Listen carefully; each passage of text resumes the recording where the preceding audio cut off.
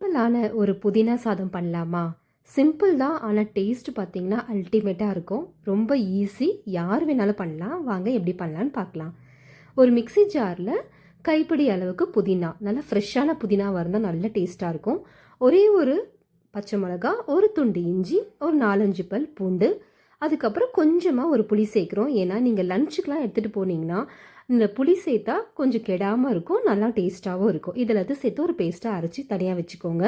இப்போ ஒரு வானலில் எண்ணெய் ஊற்றி கொஞ்சம் கடுகு போட்டு, கடுகு பொரிஞ்சதும் வேர்க்கடலை, உளுத்தப்பருப்பு, கடலைப்பருப்பு, முந்திரி, அப்புறமா 2 காஞ்ச மிளகா, இது எல்லாத்தையும் நம்ம போட்டுக்கலாம். உங்ககிட்ட முந்திரி வேர்க்கடலாம் இல்லைனாலும் பரவாயில்ல.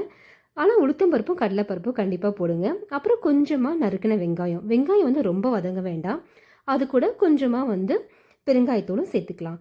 இதுக்கப்புறம் நம்ம அரைச்சி வச்சுருக்கிற பேஸ்ட்டை தண்ணி விடாமல் அந்த பேஸ்ட் மட்டும் போட்டு ஒரு 2 மினிட்ஸ்க்கு நல்லா எண்ணெயில் இது பண்ணிவிடுங்க. பச்சை வாசனை போகிற வரைக்கும் வதக்கிடுங்க. அதுக்கப்புறம் அந்த மிக்ஸி ஜாரில் மீதி இருக்கிறத தண்ணி ஊற்றி அலசி நீங்கள் ஊற்றிக்கோங்க. இது கூடவே கொஞ்சமாக மஞ்சத்தூள், அப்புறம் தேவையான அளவு உப்பு, இது எல்லாத்தையும் சேர்த்துட்டு கரெக்டாக 2 மினிட்ஸ் நீங்கள் கொதிக்க வச்சா போதும். அதுக்கு மேலே பண்ணிங்கன்னா புதினாவோட வாசனை போயிடும். அப்புறம் சூடான வெடித்த சாப்பாடு இருக்குது இல்லையா, அதை எடுத்து இதில் போட்டுட்டு ஸ்டவ் ஆஃப் பண்ணிவிட்டு நல்லா கலரிடுங்க.